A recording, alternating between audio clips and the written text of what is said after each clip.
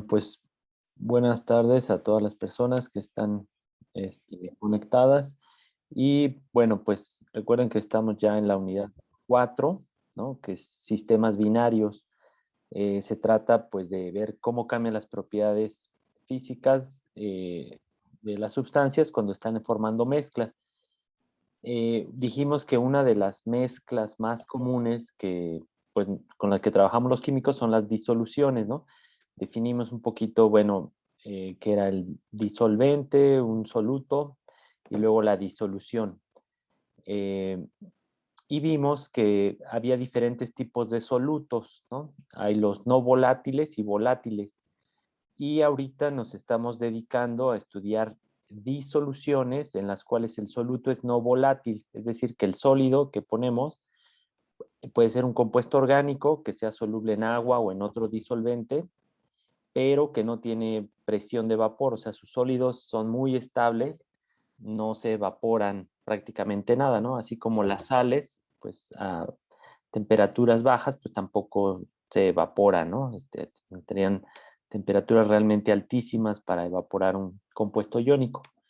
Bien, entonces, con estos compuestos no volátiles, dijimos la clase pasada que el disolvente, ¿no? Si tenemos un diagrama de fases de un disolvente, por ejemplo, del agua, que es un disolvente muy común, si nosotros le agregamos un soluto y formamos una disolución, entonces vamos a ver que la presión de vapor del agua, pues disminuye, el punto de fusión también disminuye, ¿no? Y, por ejemplo, la presión de vapor de un sólido que ya no es puro, sino que tiene impurezas, también disminuiría. Entonces, vimos que a todas estas propiedades se les conoce como propiedades coligativas. Se les llama así porque no dependen del tipo de soluto, sino de la cantidad de soluto, de los moles de soluto disuelto, ¿no? Ahorita vamos a ver más ejemplos de eso, pero bueno, eso sería, ¿no? Lo que vimos la clase pasada. Entonces, quisiera empezar, bueno, para ver estas propiedades coligativas, con un pequeño problema, ¿no? Que está aquí. Nos hablan, dicen, la presión de vapor de la acetona, debería ser de la acetona, pura a 30 grados centígrados, es de 0.327 atmósferas, ¿sí? Es decir, o sea, imagínense que tienen acetona, ¿no? Pura, y la tienen en un recipiente. Entonces acuérdense que cuando se está a 30 grados centígrados, después de un tiempo, si este recipiente está cerrado, una fracción de la acetona líquida se va a evaporar y se va a establecer un equilibrio entre el líquido que está acá abajo y su vapor por acá encima. Y se sabe, bueno, pues que esta presión de vapor, o sea, si pudiéramos medirla aquí, la presión de vapor de la acetona es de 0.327 atmósferas, ¿sí? O sea, casi un tercio de la presión atmosférica. Es bastante alta su presión atmosférica. Por eso cuando abrimos el recipiente de acetona, pues huele mucho, ¿no? Ese vapor rápidamente se va hacia la atmósfera y pues podemos olerlo, ¿no? Bueno, mientras permanezca cerrado, la presión de vapor sería de 0.327 atmósferas. Pero ahora dice aquí, suponga que 15 gramos de benzofenona, la benzofenona es un compuesto sólido, no volátil, y esta sería la fórmula, esta es la estructura química de la benzofenona. Se dan cuenta, también es una acetona, pero tiene estos anillos aromáticos, es muchísimo más pesada que la acetona y es un sólido, no es un líquido. Entonces este compuesto no se evapora, o sea, perdón, más que no sublima, no tiene presión de vapor, es un compuesto no volátil. Entonces se disuelve en 50 gramos de acetona. Y entonces nos preguntan, bueno, ya que se disolvió este compuesto, vamos a suponer aquí, bueno, lo ejemplifiqué aquí con estas estrellitas. Entonces los 15 gramos ya están totalmente disueltos en la acetona. Profe, Sí, lo que pasa es de que hay como un pequeño recuadrito ajá, que que está está como tapando. bloqueando. Ujú. A ver, déjenme ver. ¿Ya se quitó o no? No, No, ¿no? A ver, espérame tantito entonces. Uy, a ver. Eh, a ver, otra vez, rápidamente aquí.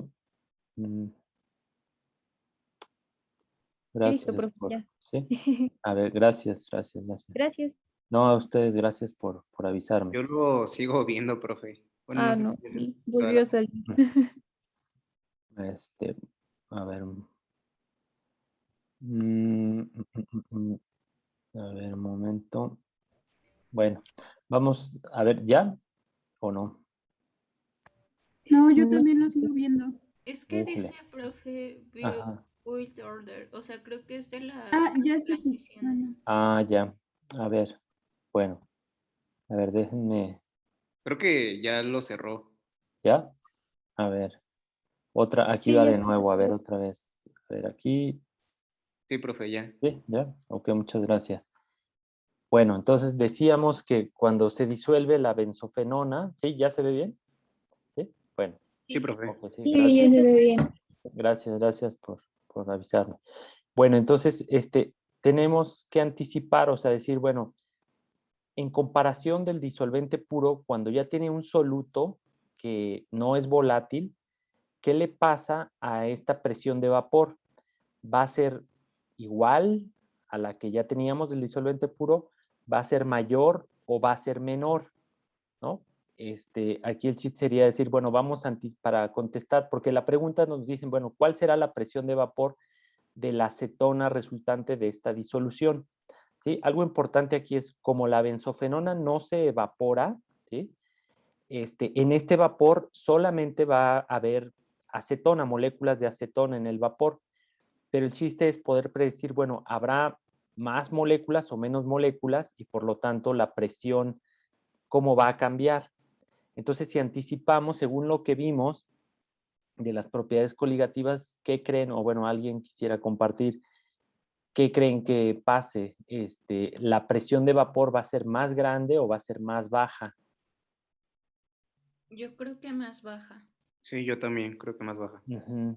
Ok, sí, si vemos, esto lo habíamos visto la clase pasada, pero recuerden que siempre que tenemos un disolvente más un soluto, la presión de vapor disminuye, es decir, va a haber menos moléculas de gas, este es el disolvente puro, hay cierto número de moléculas de gas y por lo tanto ejerce una presión, vamos a suponer, alta, y cuando hay un soluto, entonces hay menos moléculas en el gas, la presión de vapor es más pequeña, ¿no? Aquí se nota, bueno, como la línea roja es de una disolución, a cualquier temperatura, en lugar de tener cierta presión de vapor, pues siempre va a ser más baja, ¿no?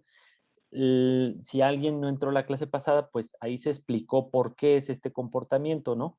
Básicamente es porque al haber una mezcla, en este caso, al tener una mezcla, la energía de Gibbs disminuye, ¿no? Es decir, la entropía de la disolución aumenta, la energía de Gibbs disminuye, y entonces, al haber menos energía de Gibbs, hay un potencial químico más bajo, y ya las moléculas no tienen que migrar o no tiene que haber tantas moléculas para igualar ese potencial químico.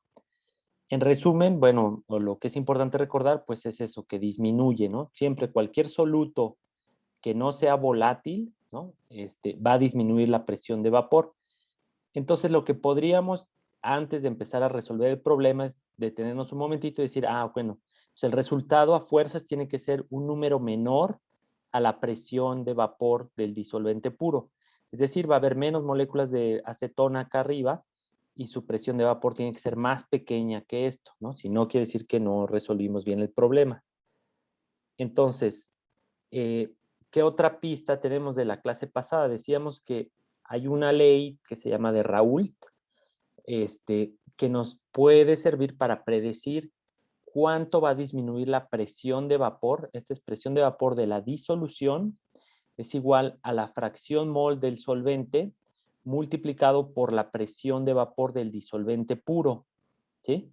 Aquí es una forma de resumirlo. Muchas veces en los libros de termodinámica, para hablar de los disolventes puros, le ponen un cerito, así como de grados o a veces un asterisco, ¿no? Eso significa el disolvente puro.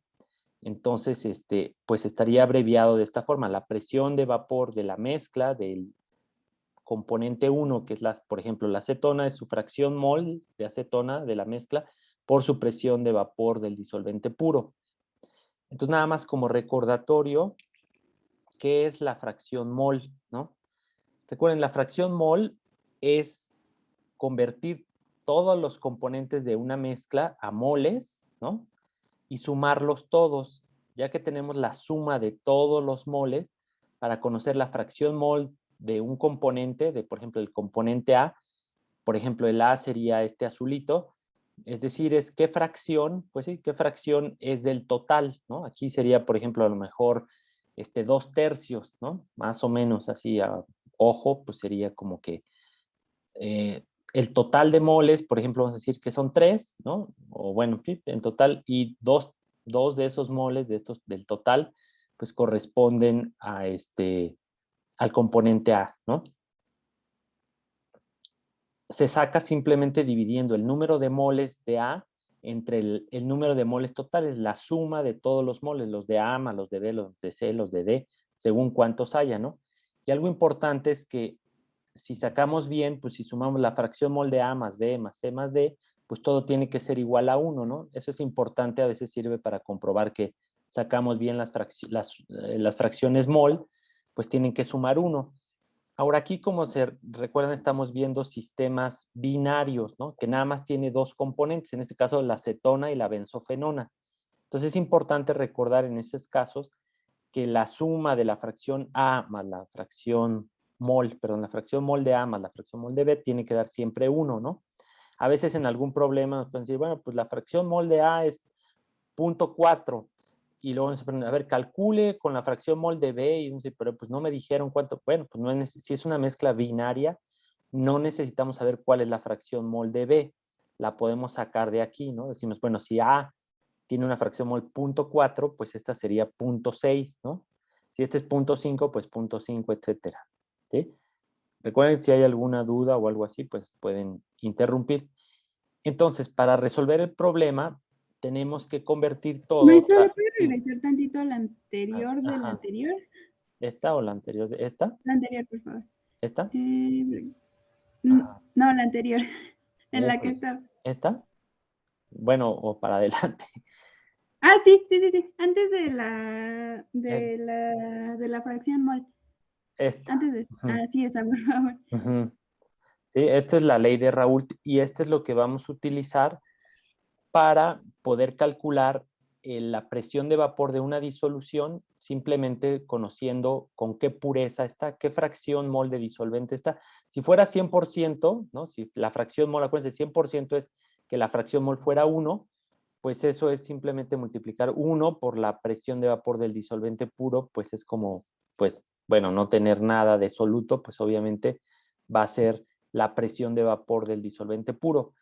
La ley de Raoult es muy sencilla porque se ve que disminuye linealmente la presión de vapor de la mezcla, va a disminuir linealmente conforme se haga más pequeño la fracción mol, es decir, conforme más soluto le pongamos, pues cada vez va a haber menos presión de vapor. Si no tenemos nada, tenemos fracción mol 0 de acetona y todo fuera benzofenona, pues la presión de vapor de la acetona sería 0, ¿va? Bueno, entonces, para poder resolver el problema, aquí nos hablan de gramos, ¿no? Pero entonces acuérdense que todo esto es en fracción mol. Entonces, tenemos que convertir los gramos a moles y para eso, pues necesitamos la masa molar. Aquí, para hacer un poquito rápido el problema, pues ya puse los pesos moleculares, ¿sí? Si alguien se anima, bueno, pueden empezar así en un cuaderno rápido a sacarlo ustedes. Entonces, hay que convertir primero, bueno, los gramos de acetona, ¿no? 50 gramos de acetona, los pasamos a moles, ¿no? ¿Cómo pasamos a moles? Pues dividimos nada más entre su peso molecular, ¿no? Sería 0.86 moles de acetona, ¿sí? Luego, la benzofenona también nos dice que son 15 gramos. Hay que convertir esos 15 gramos a, a moles, ¿no? Entonces dividimos entre su peso, no es su peso, perdón, es masa molar o masa molecular, ¿no? Y nos da 0.082 moles, ¿sí? Entonces ya tenemos la relación en moles de la acetona, aquí debería haberle puesto moles de acetona, moles de benzofenona, ¿no? Pero ahora, para sacar la fracción mol de la acetona, pues, ¿cómo le hago? Pues, primero calculo el número total de moles, ¿no? 0.86 más 0.082 moles me da 0.942 moles totales, ¿no? Es moles de toda la mezcla. Entonces, la fracción mol, acuérdense que es el número de moles de la acetona entre el número de moles totales, ¿sí? Y este me da 0.9126, ¿sí? Si quieren, bueno, lo pueden ir checando con una calculadora, a ver si no hay ningún error. Entonces, siempre la fracción mol de un componente en una mezcla, pues siempre tiene que ser menor a 1, si están de acuerdo, ¿no? Si es nada más el número de moles de ese componente entre la suma total, siempre tiene que dar menor a 1. Si no, quiere decir que algo pues hicimos mal, ¿sí? Entonces aquí pues casi todo es de acetona, 0.86 moles contra 0.082, entonces sí es como el 91% o el 0.91 de fracción mol es de acetona. Y simplemente entonces ya sustituyo en la ley de Raoult, es decir, la presión de vapor de la mezcla de acetona es igual a la fracción mol de acetona, 0.9126. Recuerden que la fracción mol no tiene unidades, multiplicado por la presión de vapor del disolvente puro, ojo, a esa temperatura, ¿no? A otra temperatura sería diferente, pero a esa temperatura sería 0.327 atmósferas. Entonces, si lo multiplico, pues ya me queda 0.298. Entonces, si recuerdan, habíamos predicho, nos habíamos anticipado antes de empezar el problema, que la presión de vapor tenía que ser menor, ¿no? Cuando le agrego un soluto que no es volátil, digamos que la energía de Gibbs, el potencial químico de la disolución disminuye y entonces la presión de vapor también disminuye, ¿no? Y hasta aquí es este valor. ¿Hasta aquí alguna duda? No, profe. Profe, Sí, pero adelante. entonces cuando demos esa presión de vapor, tenemos que dar una acotación de que es a 30 grados. Sí, sí, sí. Ajá, sí, sería muy bueno especificar, decir, sí, la presión de vapor de la mezcla a 30 grados es de 0.298. Si recuerdan, bueno, le voy a regresar tantito aquí. Ah, bueno, o aquí está bien, ¿no? O sea, eso lo medimos, por ejemplo, a 30 grados, ¿no? Si el problema hubiera sido a 60 grados, pues la presión de vapor del acetona hubiera sido mucho mayor, ¿no? A lo mejor 0.8 atmósferas, ¿no? Y entonces, al calcular el dato, la fracción mol hubiera sido la misma, pero entonces sería, digamos, aquí sería 0.926, que es la fracción mol, multiplicado por una presión de vapor a otra temperatura, como decíamos, como 0.8, y entonces, pues sí, nos daría 0.72 atmósferas, ¿no? Algo así, ¿sí? Entonces, sí tiene que estar tomado en cuenta qué temperatura es para conocer cuál es la presión de vapor del disolvente puro a esa temperatura. Uh-huh. Entonces, y otra cosa importante es que el vapor que se forme aquí es solo de acetona, ¿no? Como la benzofenona no se evapora, es un soluto no volátil, pues se quedaría aquí en el disolvente, solamente unas cuantas, bueno, no cuantas, un bastante número de moléculas estaría en el vapor de la acetona, pero son menos que cuando está puro. Bueno, aquí está todavía, aquí está la mezcla, ¿no? Pero habíamos dicho menor a la presión de vapor del disolvente puro. Entonces, básicamente estos problemas se resuelven así. Se pueden complicar poniéndole pues más detalles, pero básicamente pues se utiliza la ley de Raoult para resolverlos, ¿no? Ahí hay otros, empiecen a revisar la serie, ¿no? Y bueno, pues para que vean, son problemas que se utiliza la misma ley de Raoult, pero bueno, pues uno le puede ir ahí complicando, ¿no? Bueno, échenle un ojo a esos, y más adelante pues resolveremos algunos de esos aquí en la clase. Este es uno de los más sencillos, pero bueno, ejemplifica y el chiste es recordar eso, ¿no? Creo que lo más importante es recordar que la presión de vapor pues va a disminuir. Bueno, Profesor, sí. una pregunta. Entonces, o sea, macroscópicamente no veríamos como una reducción en el espacio del vapor, o sea, menos vapor que antes. Sería muy difícil, o sea, en realidad, o sea, si tuvieras así una extrema, un, un recipiente, o sea, que pudieras ver el volumen exactamente con décimas de mililitro, pues a lo mejor verías una pequeña diferencia, ¿no? Aquí habría menos líquido y más vapor, y aquí verías un poquitito más de líquido y menos volumen de vapor, ¿no? O sea, pero es muy insignificante, pues, o si quieres eso podrías hacerlo tú, decir, bueno, ¿cuántas moléculas, o sea, para que en este espacio de aquí, cuántas moléculas habría y qué porcentaje, entonces, para que la presión de vapor fuera esta, qué porcentaje de líquido se tendría que evaporar? A ver, ahí es algo importante, nada más, si por ejemplo yo tuviera, a ver, nada más aquí, rapidísimo. Si yo tuviera, por ejemplo, al inicio, bueno, en lugar de llenado el disolvente hasta digamos, pues aquí tenemos como 3/4. Si yo hubiera puesto nada más, por ejemplo, la mitad de acetona desde el principio, ¿dónde creen que habría más moléculas en el vapor? Vamos a suponer, o sea, tenemos estos dos sistemas, ¿no? Los dos tienen benzofenona, pero, bueno, vamos a quitarle unas cuantas moléculas de benzofenona para que la fracción mol sea la misma, ¿no? Aquí y acá, del soluto. Pero aquí tengo mucho espacio acá arriba y aquí tengo poco espacio. ¿Creen que eso importe en la presión de vapor de la mezcla, aquí y acá, o deberían tener la misma presión de vapor en los dos sistemas? Si la fracción mol es la misma, o sea, tiene la misma concentración de soluto aquí que acá, solamente acá hay más disolvente, ¿la presión de vapor acá arriba será la misma o será diferente? Yo creo que sería la misma, solo que estaría más repartido el gas y las moléculas del soluto. Ajá, sí, exacto, o sea, la presión de vapor sería la misma, ¿sí?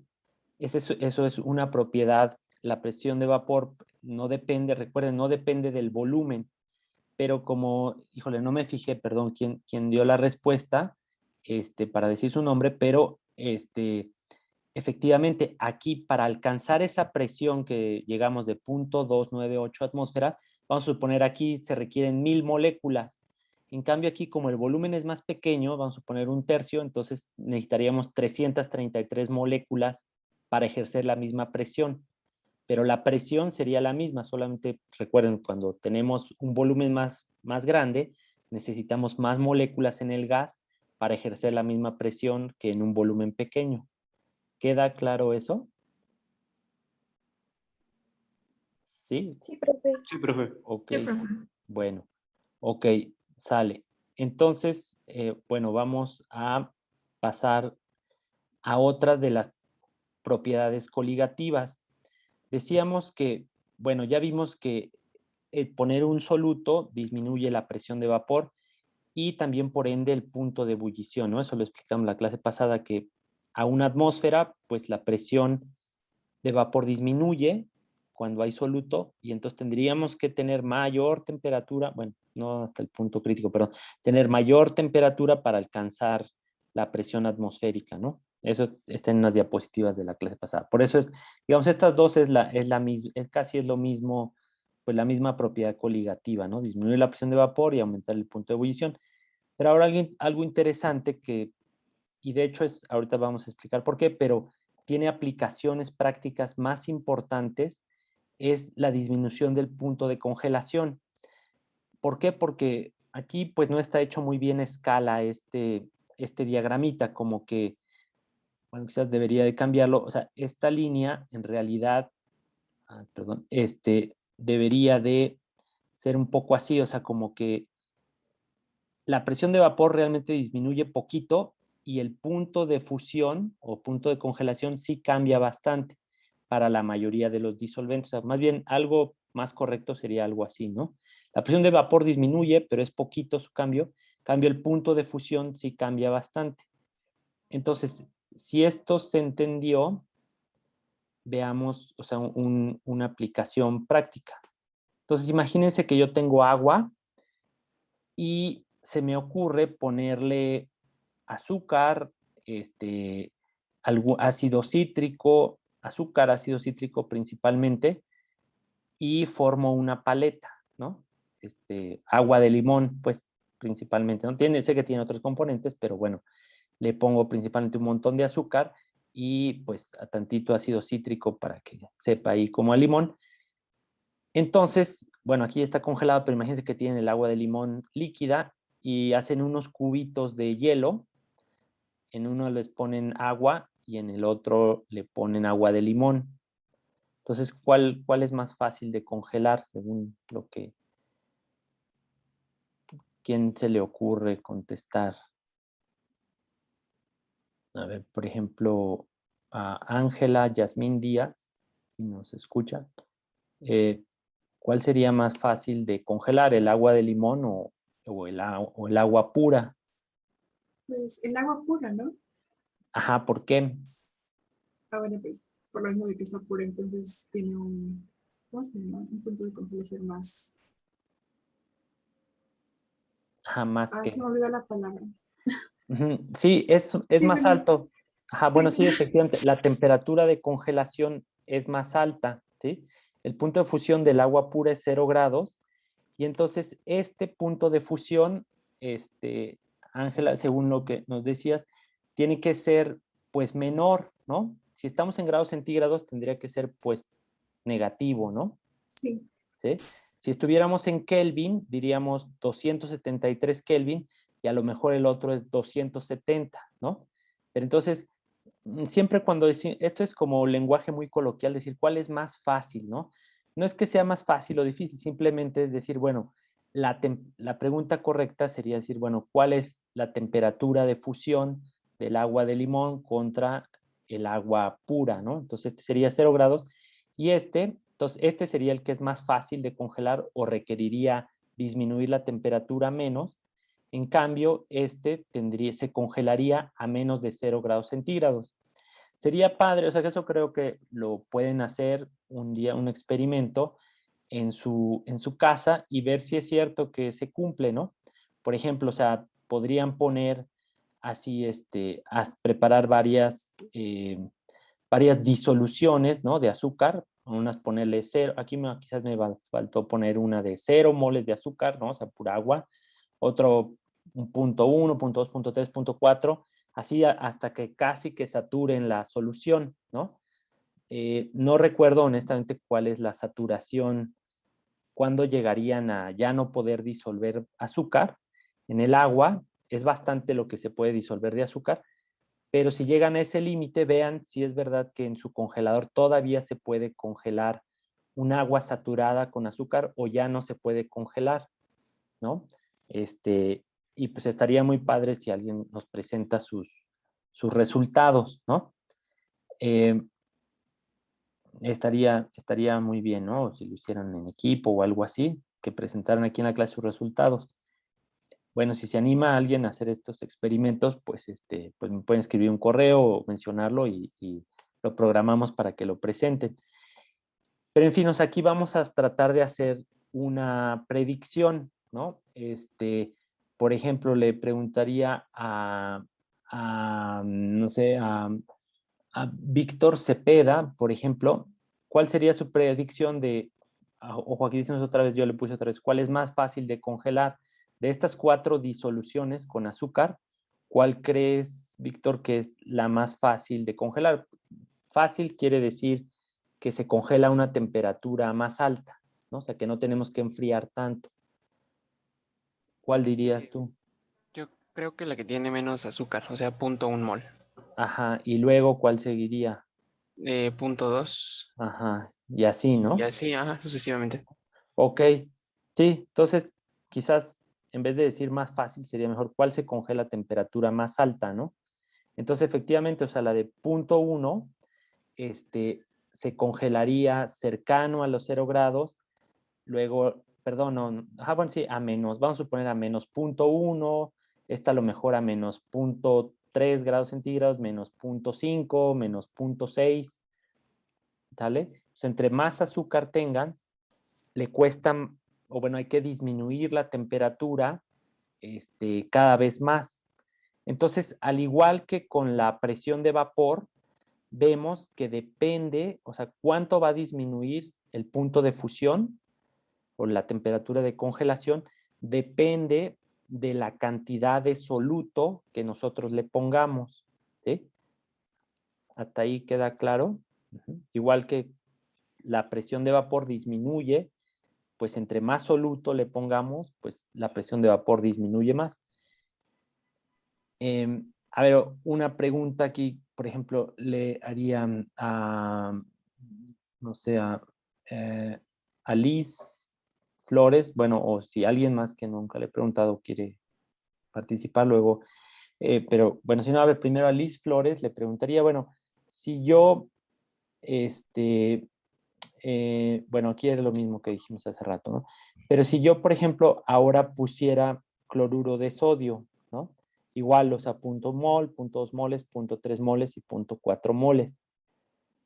Y hiciera el mismo experimento, ¿qué pasaría? ¿Cuál se congelaría a menor temperatura y cuál a mayor temperatura?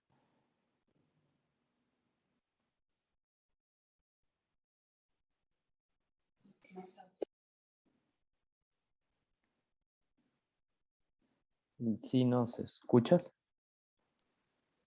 ¿Mm? Sí, Ajá. perdón, tenía problemas con mi micrófono. Sí, no hay problema. Sería tal vez el de 0.4, o sea, al revés.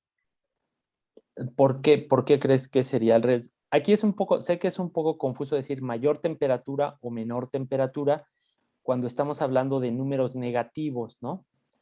Pero si nos imaginamos una escala donde el 0, aquí estaría el 0 y hacia la izquierda pues van los números negativos, ¿no? Entonces menor temperatura significa menos 5 grados centígrados y mayor temperatura es 0 grados, ¿no?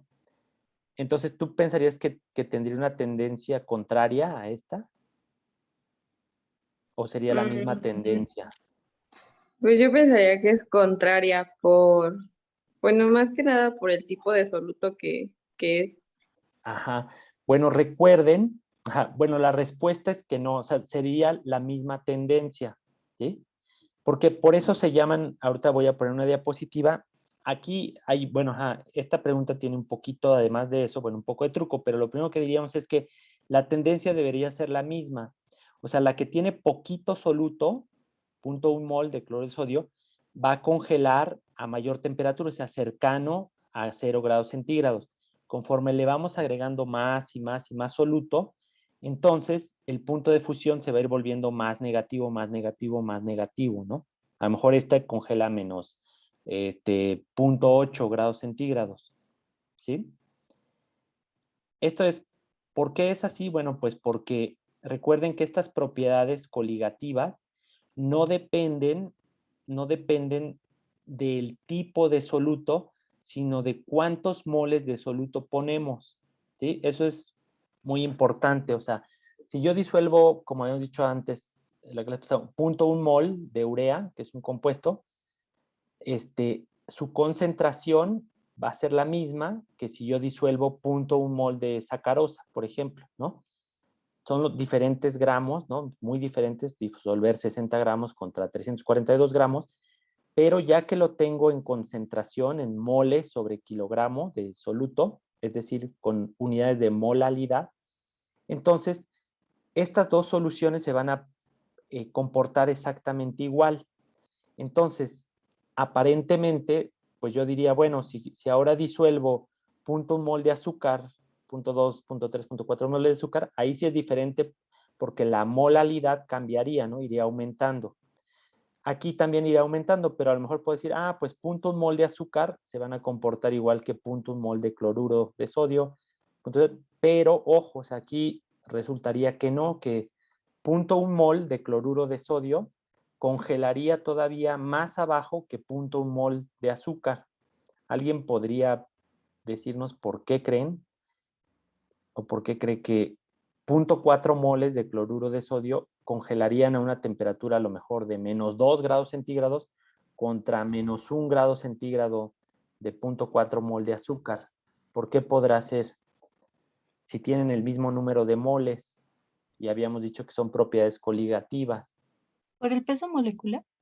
No, ajá, porque ¿Por por su ejemplo, tamaño?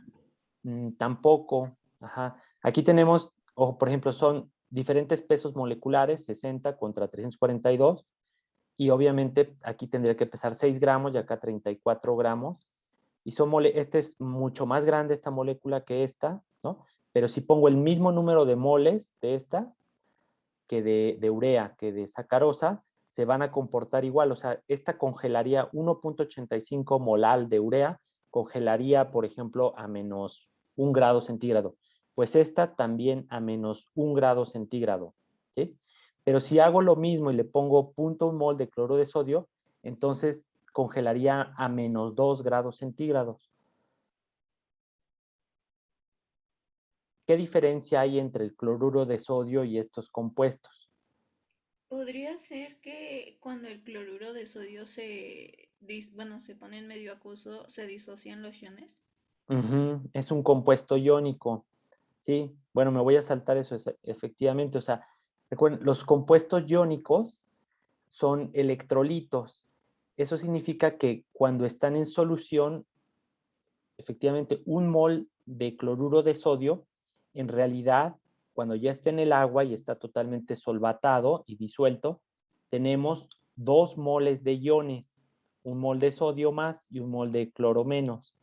Entonces, la solución siente que hay la presencia de 2 moles disueltas de cosas, contra, por ejemplo, la glucosa, la urea, que no se disocian, pues es nada más 1 mol de soluto, ¿no? 1 mol de glucosa. Es decir, por ejemplo, no sé, si 1 mol fuera estas 6 bolitas, acá tendrían, bueno, no está igual, pero tendríamos 12, ¿no? 12 bolitas, pues 6 de sodio más y 6 de cloro menos. Entonces, por eso es que cuando hay soluciones de electrolitos, es decir, de compuestos iónicos principalmente, entonces hay que calcular en realidad el número de moles de iones, no del compuesto iónico, sino de los iones que se generan. Ahorita lo vemos con mayor detalle, pero ¿queda claro eso? ¿Sí? Porque entonces cuando yo pusiera cloro de sodio, seguiría la misma tendencia, o sea, entre más le ponga, pues se va a una temperatura más baja, ¿no? La congelación, pero impactaría más tener 2 iones, el sodio más y el cloro menos, casi es impacta el doble que 1 mol de azúcar que no se disocia. Bueno, y para saber algo así como que lo equivalente a la ley de Raoult, para saber cuánto va a disminuir, hay una fórmula muy sencilla, ¿no? Que se ha sacado, bueno, se puede sacar termodinámicamente, pero pues así digamos empíricamente se conoce como esta fórmula, que es la diferencia en la temperatura del punto de crioscópica, quiere decir frío, ¿no?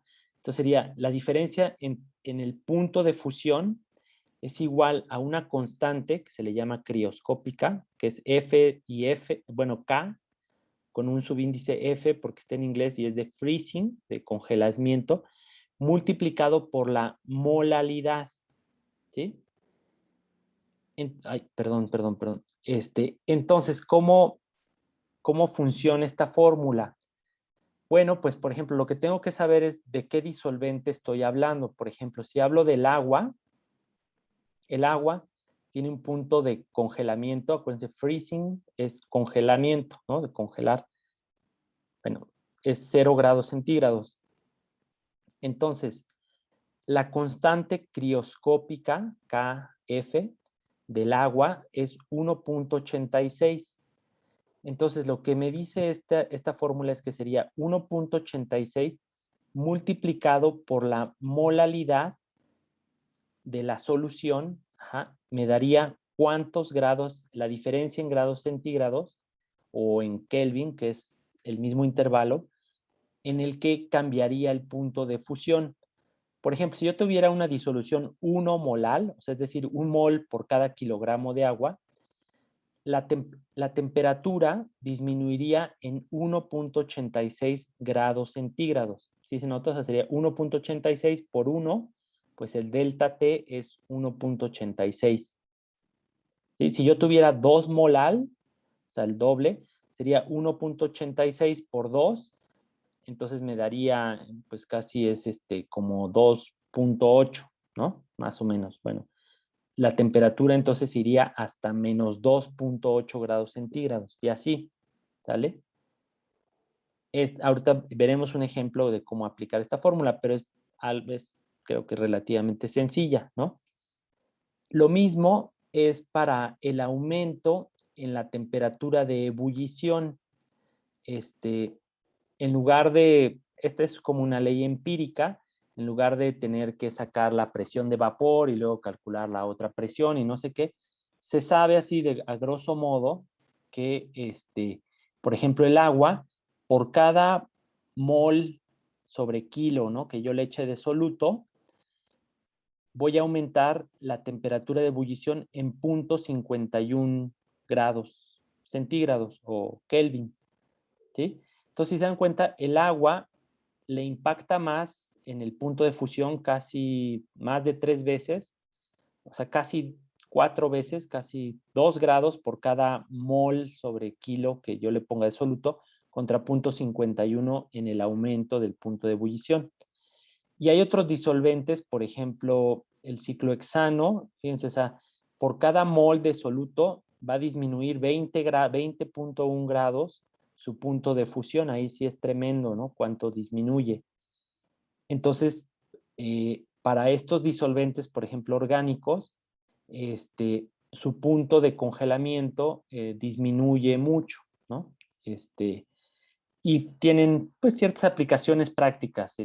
No es mucha las aplicaciones prácticas, pero lo que sí podríamos decir es, por ejemplo, cuando ustedes quisieran tener que el agua no se congelara a 0 grados centígrados, sino que se congelara a una temperatura mucho más baja, o sea, que congelara a menos 5 grados, por ejemplo, en lugar de 0.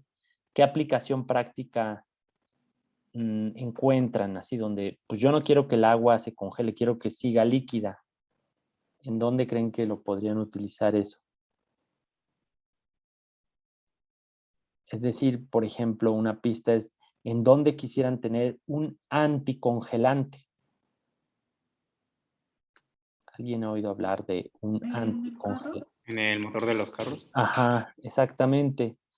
Entonces, fíjense, cuando yo le pongo un soluto al agua y le pongo bastante concentrado, lo que hago es que la mezcla, si normalmente se le pone, aunque es líquido el soluto, se le pone generalmente etilenglicol, ese casi no evapora nada el etilenglicol. Entonces lo que hace es que disminuye el punto de fusión del agua, digamos hasta menos 5, menos 6 grados centígrados, y entonces puedo estar en un ambiente, pues sí, en las montañas o qué sé yo, muy al norte de la República en invierno, y el agua del radiador no se va a congelar, va a seguir líquida, ¿sí? Porque tiene un soluto, el agua tiene un soluto y entonces su punto de fusión es mucho más bajo, menos 5, menos 6, menos 10 grados, ¿no? ¿Sí? En cambio, por ejemplo, igual va a aumentar, al ponerle un soluto, el agua ya no va a hervir a 100 grados centígrados, sino a lo mejor pues a 105, bueno, algo así, ¿no? O sea, no tan drástico, o sea, no 10 grados, pero pues arriba, pero a lo mejor hierve un poquito más alto, ¿sí? Entonces, para eso se puede ocupar ponerle solutos al agua, ¿no? Bueno, hasta ahí alguna duda, ¿no? Veremos ahorita más adelante un problema con esto, ¿no? Con estas fórmulas. Aquí, bueno, luego pueden copiar. Esto viene en los libros siempre, inclusive a lo mejor de química general vienen las constantes. En español es constante ebulloscópica o constante crioscópica, ¿no? Y aplica pues con esta fórmula. Ahora, esta fórmula es nada más así, la molalidad por la constante para solutos no electrolitos, ¿no?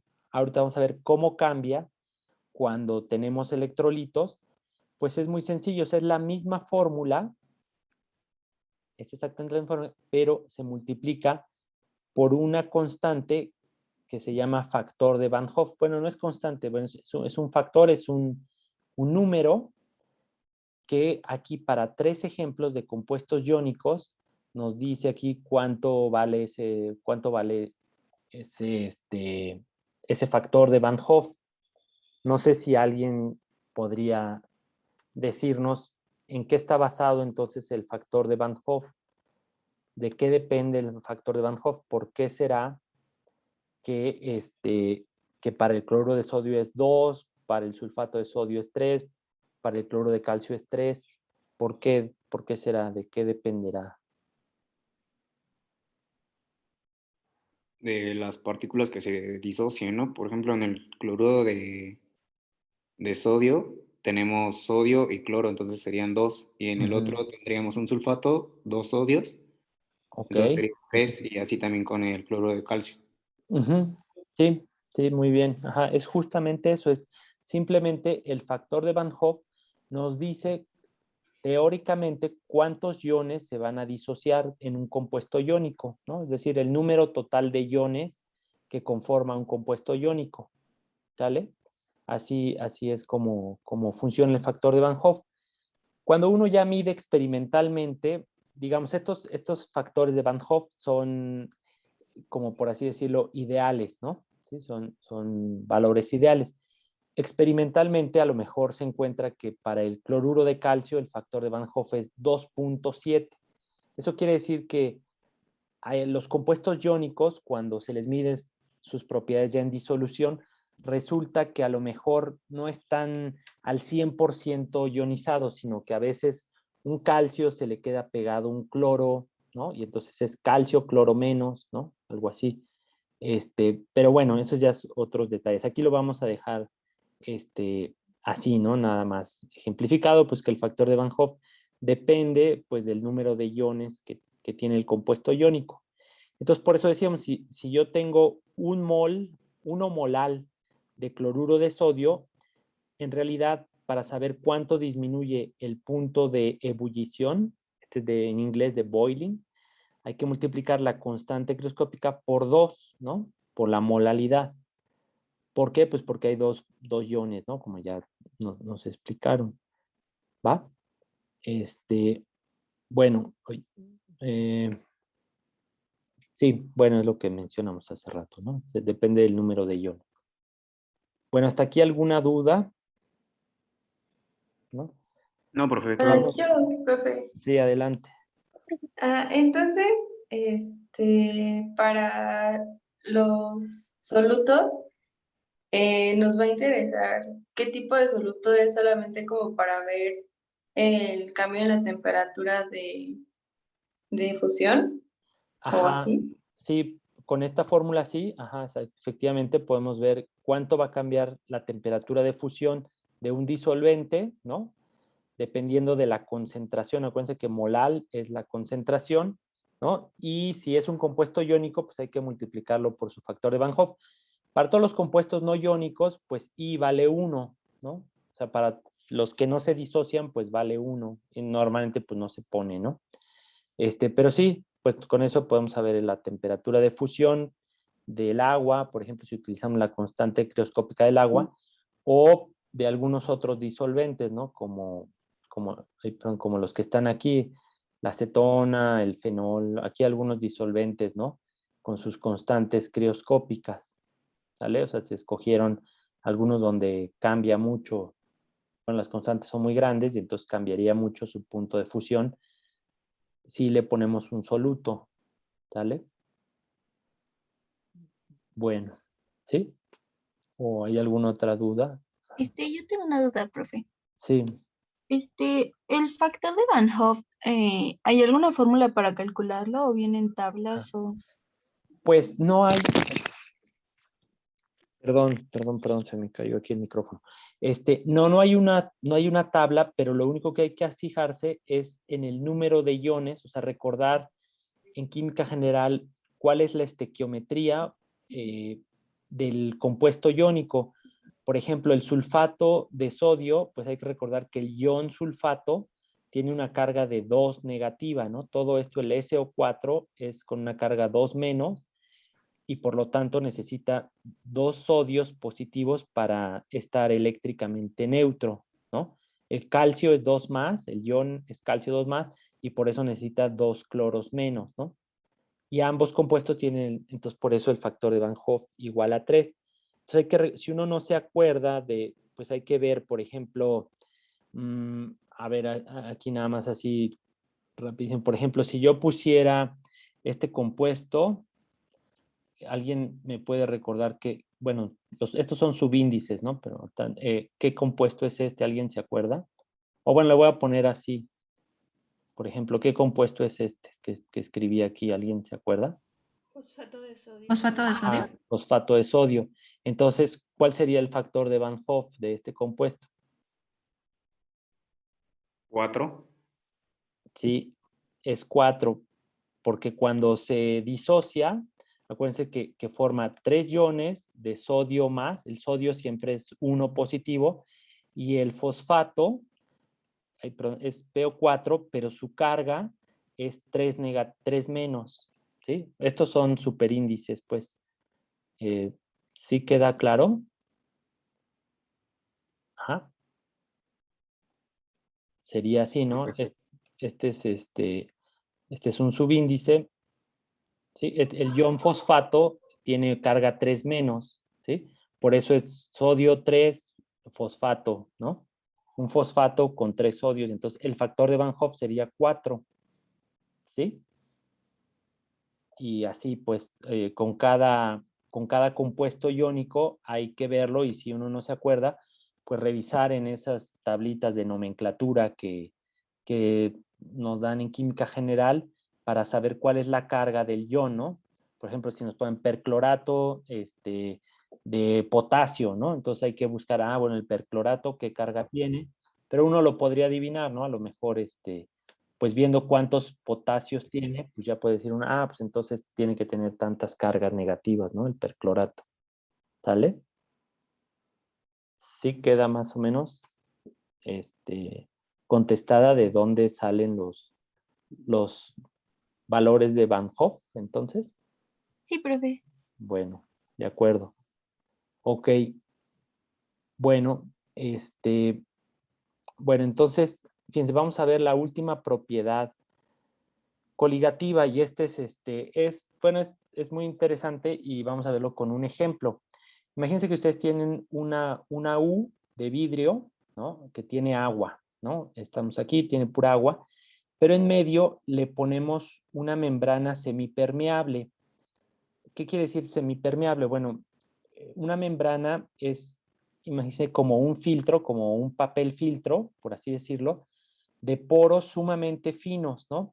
Son tan pequeñitos esos poros que solamente dejan pasar agua, y una molécula más grande, como por ejemplo de la glucosa, ¿no? Ya no logra pasar por esa membrana. O sea, si recuerdan, pues la glucosa tiene 6 carbonos, 6 oxígenos y 12 hidrógenos, ¿no? Es una molécula mucho más grande que el agua. Entonces, este es un filtro, por así decirlo, un filtro molecular, ¿no? Las membranas semipermeables.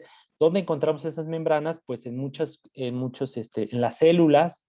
En las células tenemos membranas semipermeables. Las membranas de la célula, si recuerdan eso, la célula tiene núcleo, citoplasma y membrana. Esa membrana de fosfolípidos es una membrana semipermeable, solamente deja pasar el agua, y otras cosas pues no logran atravesarla.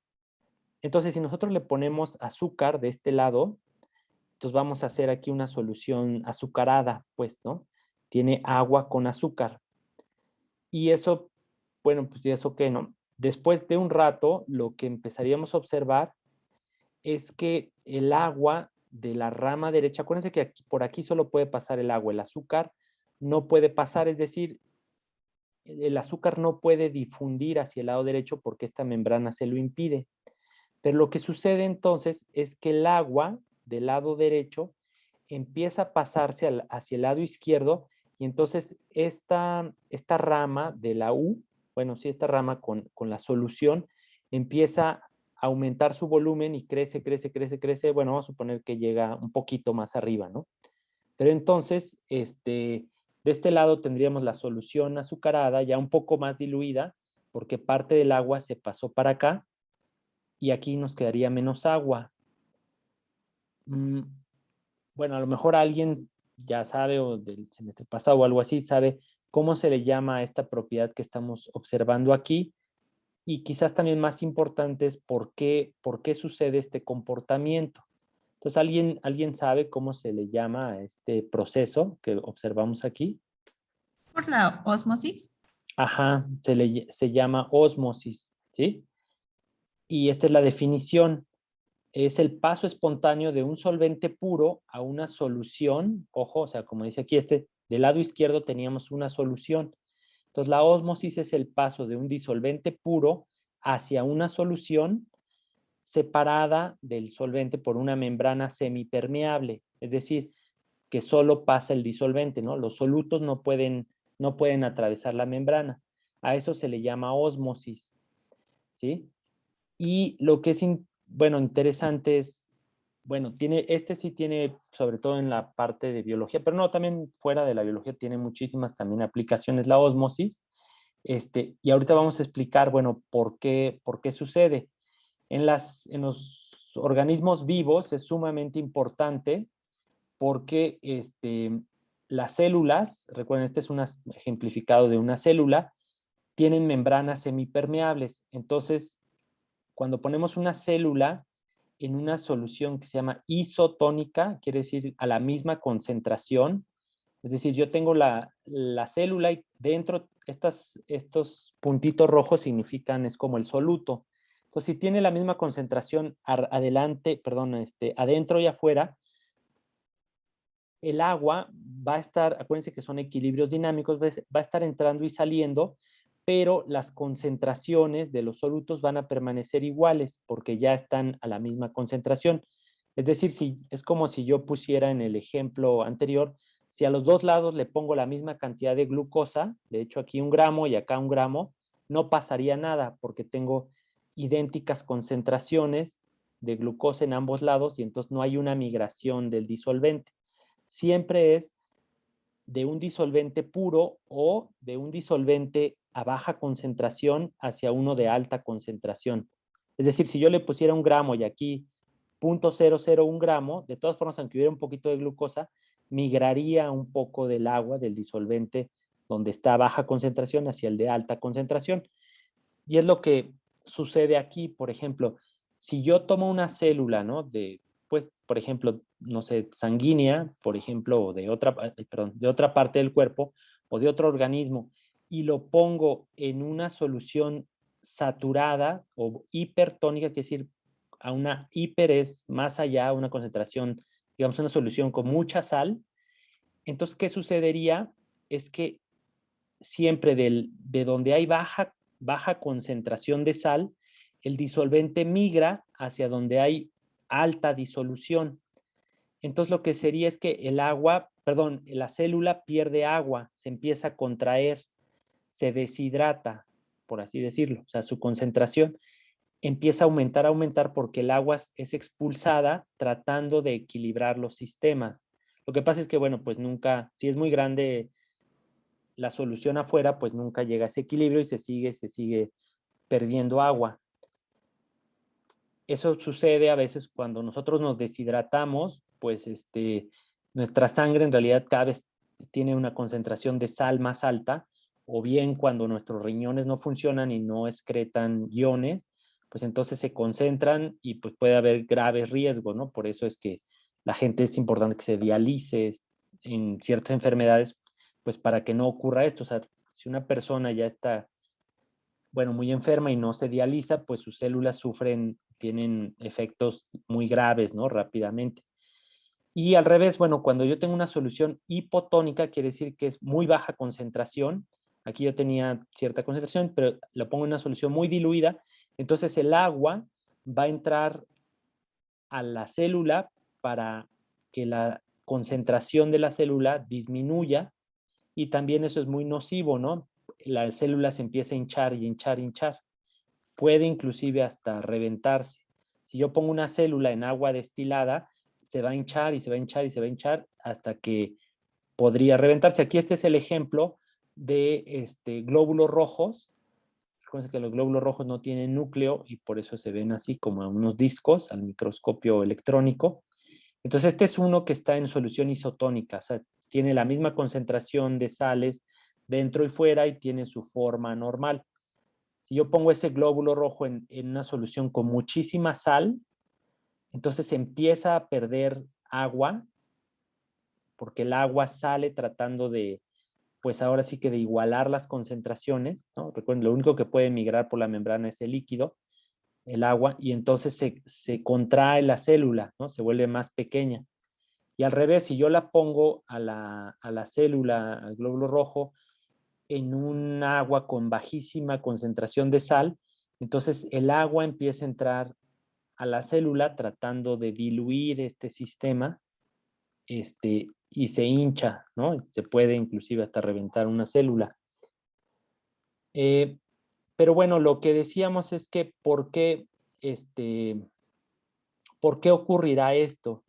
¿A quién se le ocurre decirnos qué pasa cuando tengo dos sistemas, están en contacto, pero uno es una disolución y el otro es un disolvente puro? ¿Por qué migrará el disolvente puro hacia la solución? ¿Qué efecto? Y ojo, es una pregunta, o sea, ¿esto es espontáneo? Bueno, ya lo dije aquí, ya mencioné, pero sí es espontáneo, ¿no? O sea, yo nada más echo el azúcar, se disuelve y luego empieza a ocurrir esta migración de forma espontánea. Entonces, bueno, ahí, ¿quién se anima a decir alguna hipótesis de por qué ocurre esto? No sé, o le preguntaría a alguien.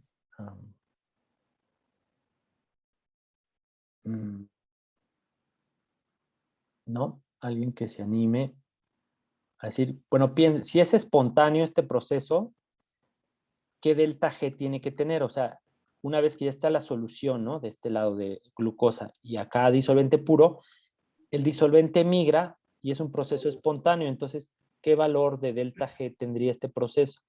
¿Menor a 0?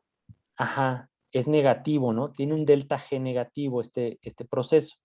Es decir, al principio, o sea, antes de que empiece a migrar el agua, de este lado, ajá, hay, ¿qué pensarían si la energía de Gibbs es menor o mayor, o el potencial químico de la disolución es más alto o más bajo que del disolvente puro? Pues vimos un poquito eso la clase pasada. Cuando yo formo una mezcla, ¿qué le pasa a la energía de Gibbs de la mezcla comparado con un disolvente puro? Disminuye. Disminuye. Ajá, ¿por qué? ¿Por qué disminuye?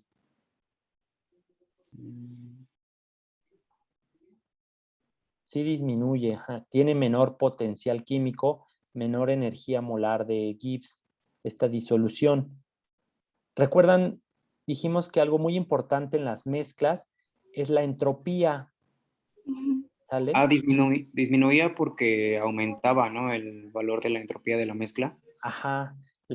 La mezcla tiene mucho mayor entropía y acuérdense que el delta G es el delta H menos la temperatura por la entropía. Entonces, si la entropía aumenta y la temperatura es positiva por el signo menos, pues el delta G se vuelve cada vez más negativo, ¿sí?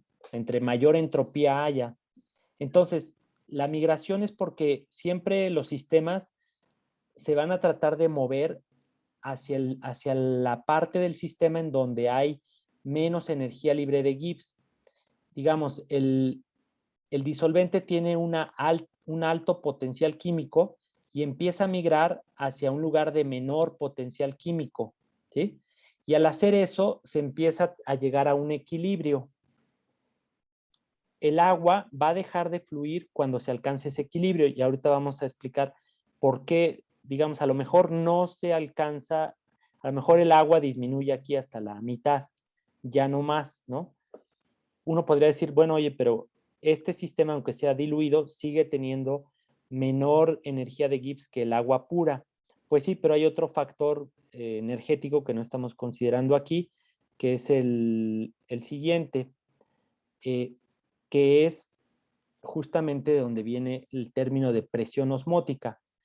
Cuando nosotros tenemos agua pura, por ejemplo, del lado izquierdo, y una solución del lado derecho, entonces, debido a que esta tiene entropía alta, ¿no?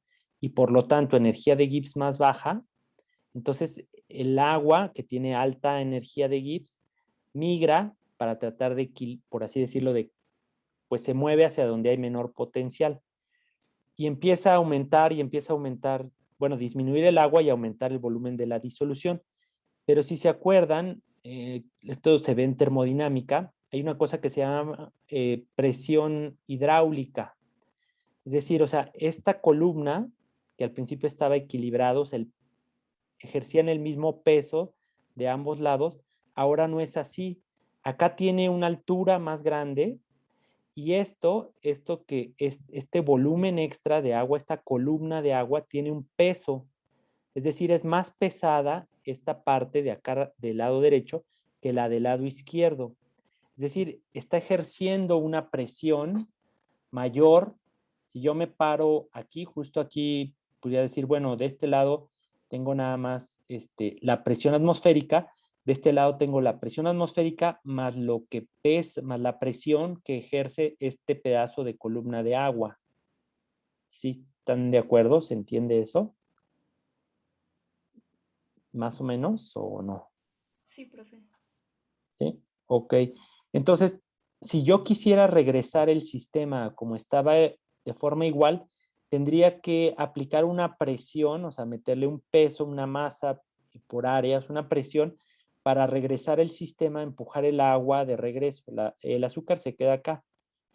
Entonces, en resumen, o sea, el agua no sube totalmente, o sea, no sigue y sigue y sigue y sigue, porque llega un momento en donde hay una presión osmótica, bueno, una presión hidráulica, ¿no? Ejercida por esta columna, que compensa, por así decirlo, el flujo del agua. Llega un momento en donde, pues sí, el agua quisiera seguir migrando, pero ya hay un peso, una presión cada vez mayor acá, y llega un momento en que se equilibra el sistema y se queda ya estático, solo sube cierta altura, esta rama de la U, ¿sí? Y entonces a esa presión, esta presión hidráulica que ejerce este cacho de columna, se le conoce como presión osmótica, ¿no? Y se le conoce, se abrevia con la letra pi, pi mayúscula, o sea, es la letra P en griego mayúscula, y es igual a, este I es el coeficiente de Van Hoff, ¿no? Este que vimos hace un momentito, por la concentración de soluto, sí en molar. Ojo, aquí es un poco confuso, bueno, ¿por qué en molar y no molal como lo habíamos visto? Bueno, debido a las unidades que tiene después acá, entonces es mol entre volumen de disolución y luego multiplicado por la R de los gases por la temperatura. Entonces, si uno hace pues bueno, divide, multiplica las unidades, las divide, al final queda en pascales, pues bueno, la presión, ¿no? Podría quedar en pascales, depende uno que use del valor de R, ¿no? Y la temperatura, pero entonces se eliminan para quedar aquí como, como presión, ¿no? De unidades de presión. Y con esta fórmula, o sea, sabiendo la molaridad, sí es mol sobre volumen de disolvente, podemos conocer cuál va a ser la presión. Y recuerden, la presión hidráulica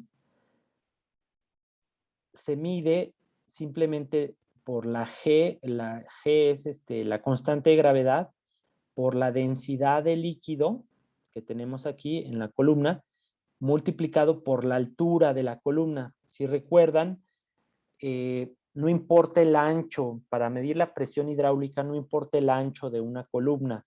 Esto muchas veces se ve en temas de, cuando se ve presión en termodinámica, pues se ven ese tipo de cálculos, ¿no? O sea, que no importa si la columna parece como que digo, no, pues si fuera muy ancha tiene mayor presión, pues no, la presión es la misma, ajá, lo que importa es la altura de la columna y obviamente la densidad del líquido. Entonces, para conocer la presión osmótica, yo tendría que saber, bueno, como dice aquí, es decir, bueno, la altura, ¿cuál es la diferencia de estas ramas? Entonces, con esto calculo la altura. Tendría que conocer cuál es la densidad de la solución, en este caso con azúcar, ¿no? Y la altura, y con eso ya puedo calcular cuál es la presión osmótica. Multiplico la altura por la altura, que es H, por la densidad, y la multiplico por la constante de aceleración, la 9.81, ¿no? Pongo toda la densidad en metros, es más kilogramos entre metros cúbicos y la altura en metros, y ya con eso la presión me queda en pascales, ¿sí? Ya con eso puedo calcular la presión osmótica y conocer la molaridad, o al revés, si conozco la molaridad, puedo calcular cuál va a ser la presión osmótica y calcular cuánto va a subir la columna, ¿no? de líquido. ¿Sale? Veremos algunos ejemplos, pues, de problemas con esto. Pero más o menos se entiende entonces ya qué es la presión osmótica, ¿sí? ¿O queda alguna duda? Disculpe, profe, en esa fórmula de la presión, ¿G era gravedad o qué era? Sí, sí es gravedad, es la constante de gravedad en la Tierra. Ok, gracias. Sí. Profe, a mí no me quedó muy claro esa parte del potencial químico, de cuando se desplaza de uno a donde está menos. Ujú. Bueno, a ver, lo voy a tratar de ejemplificar. Bueno, pues sí, en esta figura. Hay que recordar, y bueno, creo que en la clase anterior, a ver si que, bueno, repasando un poquito esa clase, o lo veremos la siguiente con alguna diapositiva extra, pero básicamente lo que podemos decir es, bueno, cuando yo tengo un sistema de agua pura comparado con un sistema de agua más glucosa, siempre que tiene una mezcla, cuando hay una mezcla, la entropía aumenta, ¿no? Si yo dijera el mismo volumen de agua más glucosa, este sistema, la disolución, tiene más entropía que el agua pura, ¿sí? Siempre las mezclas aumentan la entropía. Y hay que recordar que, por ejemplo, la fórmula de delta G es igual a delta H menos T delta S. Entonces, como la temperatura siempre es positiva, si va aumentando la entropía, ¿sí? Cada vez, entre más grande sea la entropía, yo le quito un pedazo más grande al delta G. Entonces, una solución siempre va a tener un delta G menor, perdón, bueno, vamos a poner sin delta G. También podríamos poner esta fórmula. Correcto sería ponerle así, ¿no? Entonces, la energía de Gibbs va a ser cada vez menor si yo le voy aumentando la entropía, ¿sí? Porque tiene un signo menos. Entonces, el G, la energía de Gibbs, siempre es menor en una solución que en el disolvente puro, ¿sí? Por procesos por aumento en la entropía. Entonces, siempre el potencial químico, que se equipara un poco a la energía de Gibbs, se mueve de un sistema donde hay alta energía de Gibbs a uno de baja energía de Gibbs. Es como la energía potencial, ¿no? Siempre el sistema migra pues hacia donde hay menor energía de Gibbs. ¿Sale? Ajá, ok. Gracias, profe. Bueno, sí, de acuerdo.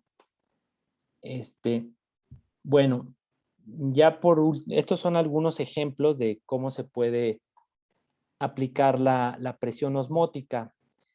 Normalmente, por ejemplo, imagínense, si nosotros ponemos agua de mar, o sea, agua salada, con contaminantes o simplemente agua de mar, y ponemos una membrana semipermeable, y del otro lado pues agua pura, agua de la llave que tiene muy poca sal, pues lo que va a pasar espontáneamente es que va a haber un flujo del agua hacia la izquierda, tratando de diluir esta solución, ¿no? Al pasar el agua hacia acá, el potencial químico de pues aumenta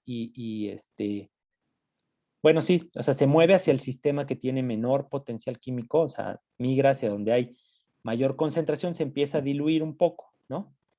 Eso pues no tendría mucho, pues, digan, bueno, pues sí, o sea, eso ocurriría. Pero si yo hago justo lo contrario, o sea, si yo le meto energía al sistema, es decir, si le aplico presión de este lado, lo que puedo hacer es revertir el sistema y de hecho no solo a como inició, sino que si yo le meto todavía más presión, puedo hacer trabajo sobre el sistema y hacer que el agua pura migre hacia acá y quedarme de este lado con una solución muy concentrada de contaminantes, pero tengo agua pura, ¿no? O es decir, si yo meto agua salada y hago un proceso que se llama de ósmosis inversa, donde yo le aplico una presión muy alta, puedo obtener agua fresca, o sea, agua dulce, por así decirlo, agua sin sal, ¿sí? En algunos países, pues se utiliza este tratamiento de la ósmosis inversa, se utiliza efectivamente para purificar el agua, ¿no? Con agua de mar, una forma de purificar el agua de mar es por medio de ósmosis inversa, ¿no? Tengo que meterle trabajo, requiere energía, porque no es este proceso que está aquí de ósmosis inversa, no es espontáneo, ¿no? Lo espontáneo siempre es que migre el agua, el disolvente puro hacia la disolución. Pero si yo le aplico trabajo, sí puedo purificar agua. Y pues es un buen sistema de purificación o para quitar pues, contaminantes, no solo purificar agua de mar, sino para quitar contaminantes, ¿no? Muchas industrias utilizan ósmosis inversa para recuperar contaminantes, ¿no? Quitarlos de aquí ya en una solución concentrada y no tener que tratar millones de litros de agua contaminada, ¿no? Esa es una de la aplicación. Y otra que es muy interesante, que también se explica, ya no sería, bueno, pues sí, se explica por la misma razón, es este experimento. Ya con esto concluiríamos la clase. Pero bueno, en este experimento, fíjense, yo tengo dos vasos de precipitado, uno con agua pura y el otro tiene una disolución, ¿sí? Concentrada, de lo que sea, puede ser sal, azúcar, o imagínense, o una proteína, ¿no? Aquí disuelta. Y le pongo una campana de vidrio. El chiste que sea de vidrio es que puedo observar lo que sucede adentro, pero digamos que cierro este sistema, ¿no? ¿Qué creen que pase después de algunas horas?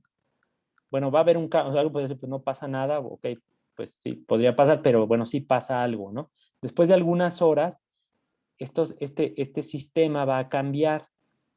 No sé si a alguien se le ocurre, ¿cómo creen que cambiaría? O sea, que este es el estado inicial y después de varias horas, ¿qué podría pasar? ¿A alguien se le ocurre? O sea, con lo que acabamos de ver. Que disminuya el volumen líquido de la solución. Ok, es una hipótesis. Entonces tú dices, va a disminuir el volumen, o sea, de la solución va a disminuir. Y esa agua, o sea, bueno, ¿a dónde se va a ir esa agua? Pues se iría hacia donde está el vaso de agua. Ok, esa es una buena, es una hipótesis, ¿no? Válida, está muy bien. O sea, entonces tú dirías, bueno, la solución va a disminuir y el volumen del agua va a aumentar. Está bien, o sea, es una buena hipótesis. ¿Alguien más tiene alguna hipótesis diferente o esa misma? Yo creo Yo que creería que sería tal vez al revés, porque habría bueno, por lo que hemos visto, la solución tendría un menor potencial químico que el vaso con agua. Entonces, el agua, por la presión de vapor, las moléculas de vapor de agua, vaya, irían hacia donde está el vaso con la solución y aumentaría el volumen del vaso de la Ok, solución. ok, es justo la hipótesis como contraria, ¿no? Ujú. Está también muy bien.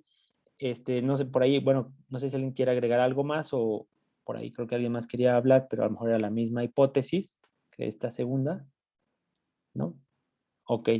Entonces, efectivamente, lo que sucede es que ambas soluciones establecen un equilibrio con su vapor, ¿no? Pero es verdad lo que Perdón, no me fijé quién habló al final, ¿me pueden decir? Pero bueno, efectivamente, la solución, recuerden, que tiene un potencial químico mucho menor que el del agua pura. Y la presión de vapor de la disolución es menor que la del agua pura. Entonces, el agua pura contribuiría con mayor número de moléculas al vapor de agua. Y este vapor de agua puede estar en contacto, o bueno, más bien va a estar en contacto con la solución. Entonces, lo que sucedería al principio es que el agua empieza a mandar, bueno, el agua pura, moléculas al vapor y también la disolución, pero precisamente como tiene menor potencial químico, menor energía de Gibbs, va a empezar la solución a ganar más de esas moléculas que están en el vapor, porque efectivamente, bueno, pues al tener un potencial químico menor, pues el agua va a preferir irse hacia allá y eventualmente lo que va a suceder es esto, ¿no? Aquí está quizás un poco exagerado. Si la solución estuviera muy concentrada, se puede llegar al extremo de que toda el agua se lleve hacia la solución concentrada y se va a diluir y de la otra agua ya quedaría pues nada, ¿no? Si acaso, bueno, más bien no si acaso, o sea, siempre habrá unas cuantas moléculas de vapor donde se equilibre el potencial, bueno, el potencial químico entre la solución y su vapor, su presión de vapor acá encima que le corresponde, ¿sí? Pero entonces este sería ya el escenario final, ¿sí? Y eso tiene, pues, muchas aplicaciones, ¿no? Bueno, muchas, pero sí una muy importante es, por ejemplo, cristalizar una proteína.